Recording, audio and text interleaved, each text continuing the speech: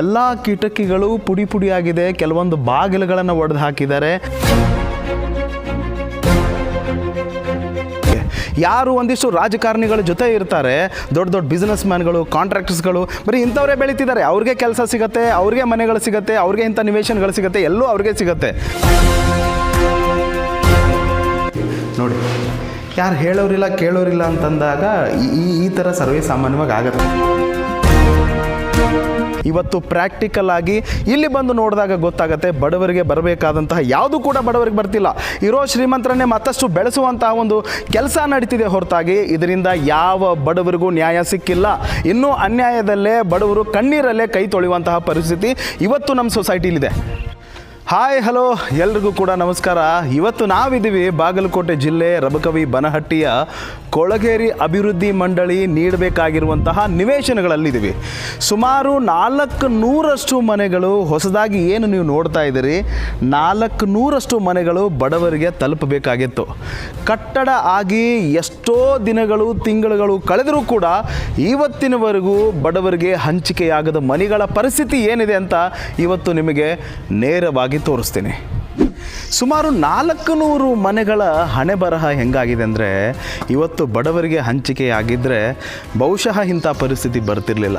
ನೋಡಿ, ಈ ಚಿತ್ರದಲ್ಲಿ ಏನು ನೋಡ್ತಾ ಇದ್ದೀರಿ ನೋಡಿ, ಇವೆಲ್ಲ ಕಿಟಕಿಗಳು ಪುಡಿ ಪುಡಿ ಆಗಿರುವಂಥದ್ದು.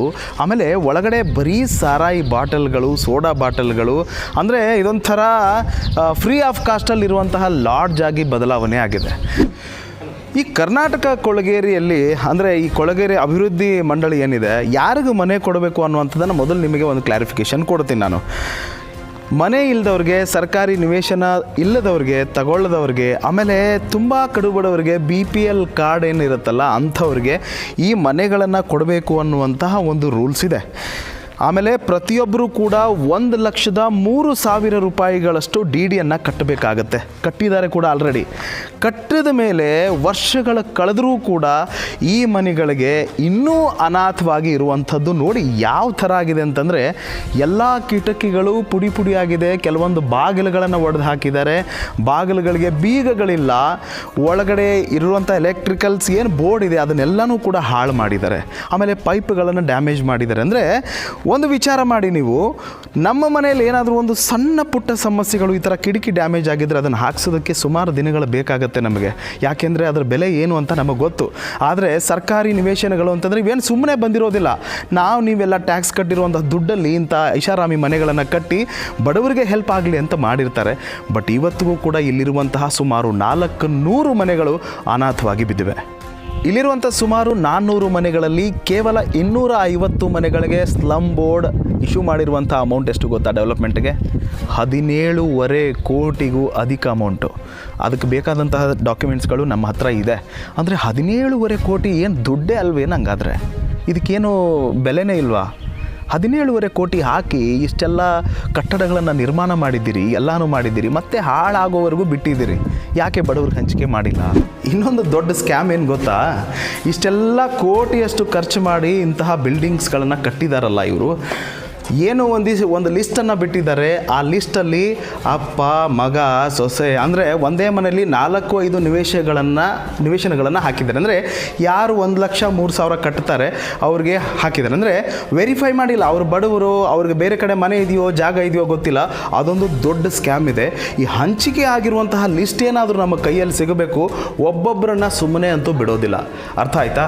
ನೀವೇನು ಮಾಡಿದ್ದೀರಿ, ಏನು ನಿಜವಾದ ಬಡವರಿಗೆ ಸೇರಬೇಕಾದಂತಹ ಮನೆಗಳು ಇವತ್ತು ಬಡವರಿಗಿಲ್ಲ.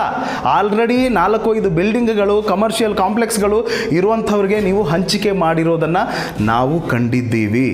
ಏನು ಕರ್ನಾಟಕ ಒಂದು ಸ್ಲಮ್ ಬೋರ್ಡ್ ಒಂದು ಮಂಡಳಿಯಿಂದ ಆಗಿರುವಂತಹ ಏನು ಈ ನಿವೇಶನಗಳಿದೆ, ಇವತ್ತಿಗೂ ಭಾಳ ಬಿದ್ದಿರುವಂಥದ್ದನ್ನು ನಾವು ಕಣ್ಣಾರೆ ನೋಡ್ತಿದ್ದೀವಿ. ಇದಕ್ಕೆ ಸಂಬಂಧಪಟ್ಟಾಗೆ ರಬಕವಿ ಬನಹಟ್ಟಿ ತಾಲೂಕಿನ KRS ಪಕ್ಷದ ತಾಲೂಕು ಅಧ್ಯಕ್ಷರು ಆಗಿರುವಂಥ ನಿಜಾಮ್ ಜಮಾದಾರ್ ಅವರು ಇವತ್ತು ನಮ್ಮ ಜೊತೆ ಇದ್ರ ಬಗ್ಗೆ ಒಂದಿಷ್ಟು ಮಾಹಿತಿಗಳು, ಯಾಕಂದರೆ ಕಳೆದ ಬಾರಿ ಕೂಡ ಅವರು ಇದ್ರ ಬಗ್ಗೆ ಒಂದಿಷ್ಟು ಅಧಿಕಾರಿಗಳನ್ನು ಭೇಟಿ ಮಾಡಿದರು. ಆಮೇಲೆ ಸರ್ಕಾರಕ್ಕೆ ಇದ್ರ ಬಗ್ಗೆ ಒಂದಿಷ್ಟು ಪ್ರಶ್ನೆಗಳನ್ನು ಕೂಡ ಮಾಡಿದರು. ಸೊ ಇದಕ್ಕೆ ಸಂಬಂಧಪಟ್ಟಂಗೆ ಅವರನ್ನು ಒಂದಿಷ್ಟು ನಾನು ಮಾತಾಡಿಸುವಂಥ ಪ್ರಯತ್ನವನ್ನು ಮಾಡ್ತೀನಿ.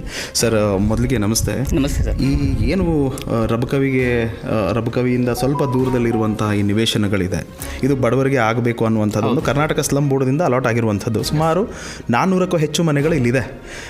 ಇಲ್ಲಿವರೆಗೂ ಮನೆಗಳಾಗಿದೆ, ಎಲ್ಲನೂ ಆಗಿದೆ. ಆದರೆ ಎಲ್ಲ ಕಡೆಯೂ ನಾವು ತಿರುಗಾಡಿ ನೋಡಿದಾಗ ಕಿಟಕಿಗಳು ಒಡೆದು ಹೋಗಿರುವಂಥದ್ದು, ಒಳಗಡೆ ಕರೆಂಟ್ ಬೋರ್ಡ್ ಎಲ್ಲ ಹಾಳಾಗಿರುವಂಥದ್ದನ್ನು ನಾವು ನೋಡ್ತಿದ್ದೀವಿ. ಆಮೇಲೆ ಎಲ್ಲಿ ಬೇಕಲ್ಲಿ ಈ ಸರಾಯಿ ಬಾಟ್ಲಿಗಳಾಗಿರ್ಬೋದು, ಒಂದಿಷ್ಟು ಬೇರೆ ಬೇರೆ ಬೇರೆ ಥರದ ಚಟುವಟಿಕೆಗಳು ಇಲ್ಲಿ ನಡೀತವೆ ಅನ್ನುವಂಥದ್ದಂತೂ ಕನ್ಫರ್ಮ್ ಆಗಿ ನಮಗೆಲ್ಲರಿಗೂ ಕೂಡ ಗೊತ್ತಾಗ್ತಿರುವಂಥದ್ದು. ಇದ್ರ ಬಗ್ಗೆ ನೀವೇನು ಹೇಳ್ತೀರಿ ಅಂತ? ಸರ್, ಈಗ ಮುಂಚಿತವಾಗಿಯೂ ನಾವು ಈ ಸ್ಲಮ್ ಬೋರ್ಡ್ ಸಲುವಾಗಿ ಅಲ್ಲಿ ಸ್ಲಮ್ ಬೋರ್ಡ್ ಆಫೀಸ್ಗೆ ಹೋಗಿದ್ದೀವಿ. ಇದ್ರ ಬಗ್ಗೆ ಮುಂಚಿತವಾಗಿ ಅರ್ಜಿ ಕೊಟ್ಟಿದ್ದೀವಿ. ಆಮೇಲೆ ಅರ್ಜಿ ಕೊಟ್ಟ ಮೇಲೆ ಒಂದು ದೂರು ಕೊಟ್ಟಿದ್ದೀವಿ.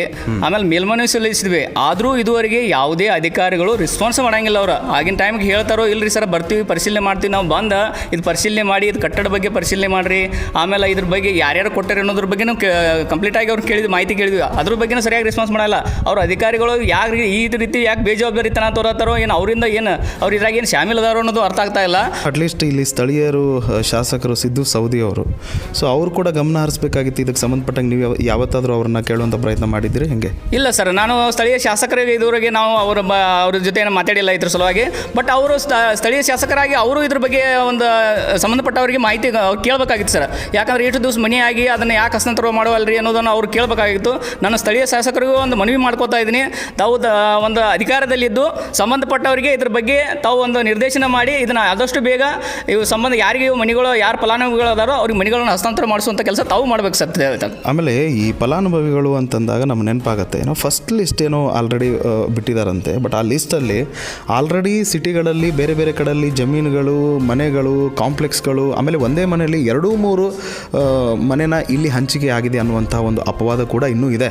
ಗೊತ್ತಿಲ್ಲ ಇದಕ್ಕೆ ಸಂಬಂಧಪಟ್ಟಂಗೆ ನೀವು ಅಂದರೆ ನಿಜಕ್ಕೂ ಇದು ಬಡವರಿಗೆ ಸೇರಬೇಕು ಅಂತ ಮಾಡಿದ್ದ ಅಥವಾ ಅವರವರಿಗೆ ಬೇಕಾಗಿರುವಂಥ ಶ್ರೀಮಂತರಿಗೆ ಸೇರಬೇಕು ಅಂತ ಮಾಡಿದ್ದ ಅನ್ನೋ ಒಂದು ಪ್ರಶ್ನೆ ನಮಗಿಲ್ಲಿ ಹುಟ್ಟಾಗ್ತಾ ಇದೆ. ಹೌದು ಸರ್, ಇದು ನನಗೂ ನನ್ನ ಒಂದು ಕಿವಿಗೆ ಬಿದ್ದಿದೆ ಇದು. ಅಂದರೆ ಯಾರೋ ಶ್ರೀಮಂತರಿಗೆ ಇದ್ದವರಿಗೆ ಮನೆಗಳು 1-2 ಮನೆಗಳು ಕೊಟ್ಟಾರೋ ಅನ್ನೋ ಒಂದು ಮಾಹಿತಿ ಬಿದ್ದಿದೆ. ಬಟ್ ನನಗೆ ಅಷ್ಟು ಕನ್ಫರ್ಮ್ ಆಗಿ ಹೇಳಕ್ಕೆ ಬರೋಂಗಿಲ್ಲ, ಯಾಕಂದ್ರೆ ನನಗೆ ಅದ್ರ ಬಗ್ಗೆ ನನ್ನ ಕಡೆ ಡಾಕ್ಯುಮೆಂಟ್ಸ್ ಇಲ್ಲ. ಬಟ್ ಆ ರೀತಿ ಅದು ಸಮಸ್ಯೆ ಆಗಿದೆ ಅಂತ ಸಾಕಷ್ಟು ಜನ ಒಂದು ದೂರ ಅದಾವು. ನಮಗೂ ಸಾಕಷ್ಟು ಜನ ಹೇಳಿದ್ದಾರೆ ಈ ರೀತಿ ಇಲ್ಲರಿ ಮನೆ ಇದ್ದವ್ರಿಗೆ, ಆಸ್ತಿ ಇದ್ದವ್ರಿಗೆ, ಒಂದು ಚಲೋ ಒಂದು ಫೈನಾನ್ಷಿಯಲಿ ಚಲೋ ಇದ್ದವ್ರಿಗೂ ಈ ರೀತಿ ಮನೆಗಳು ಕೊಟ್ಟಾರಂತೇಳಿ ದೂರ ನನಗೂ ಸರ್ ಇದ್ರ ಬಗ್ಗೆ ಮಾಹಿತಿ ಹೇಳ್ಯಾರ ಸರ್. ಸ್ಥಳೀಯರು ಹೇಳುವಂಥ ಮಾತು ಅಂದರೆ ಇದು ಮೊದಲೇನಲ್ಲ, ಈ ಹಿಂದೆ ಕೂಡ ಭಾಳಷ್ಟು ಪ್ರಶ್ನೆಗಳನ್ನು ಎತ್ತಿದ್ದಾರೆ, ಭಾಳಷ್ಟು ಧ್ವನಿಯನ್ನು ಎತ್ತಿದ್ದಾರೆ. ಆದರೂ ಕೂಡ ಇಲ್ಲಿವರೆಗೂ ಯಾವುದೇ ಒಂದು ಚೂರು ಡೆವಲಪ್ಮೆಂಟ್ ಇಲ್ಲ ಅನ್ನೋದೇ ಒಂದು ದೊಡ್ಡ ದುರ್ಘಟನೆ ಅಂತ ಹೇಳ್ಬೋದು. ಸಂಬಂಧಪಟ್ಟ ಇಲಾಖೆಗಳು, ಸಂಬಂಧಪಟ್ಟ ಅಧಿಕಾರಿಗಳು ಇನ್ನಾದರೂ ಕಣ್ಣು ತೆಗೆದು, ನಿದ್ದೆ ಮಾಡೋದನ್ನು ಬಿಟ್ಟು ಕಣ್ಣು ತೆಗೆದು ಇಲ್ಲಿ ಬಂದು ಯಾರಿಗೆ ಹಂಚಿಕೆ ಆಗಬೇಕು, ಏನಾಗಬೇಕು ಅನ್ನೋದನ್ನು ನೀವು ಫೈನಲ್ ಮಾಡಿ ಅವ್ರಿಗೆ ಹಂಚಿಕೆಯನ್ನು ಮಾಡಿದ್ರೆ ದಯವಿಟ್ಟು ನಿಜವಾಗಿ ಬಡವರಿದ್ದವರು ಇಲ್ಲಿ ಬಂದು ವಾಸ ಮಾಡ್ತಾರೆ, ನಿಮ್ಮನ್ನು ನೆನೆಸ್ತಾರೆ. ಸೊ ಇದಾಗಿತ್ತು ಇವತ್ತಿನ ಪರ್ವ ವಿಶೇಷ. ಮತ್ತಷ್ಟು ಸತ್ಯ ಸಂಸ್ಕೃತಿ ಶೋಧನೆಯಂತಹ ಸುದ್ದಿಗಳಿಗಾಗಿ ನೋಡ್ತಾ ಇರಿ ಪರ್ವ ನ್ಯೂಸ್ ಕನ್ನಡ. ಇದು ನಿಮ್ಮ ವಾಹಿನಿ. ನಮಸ್ಕಾರ.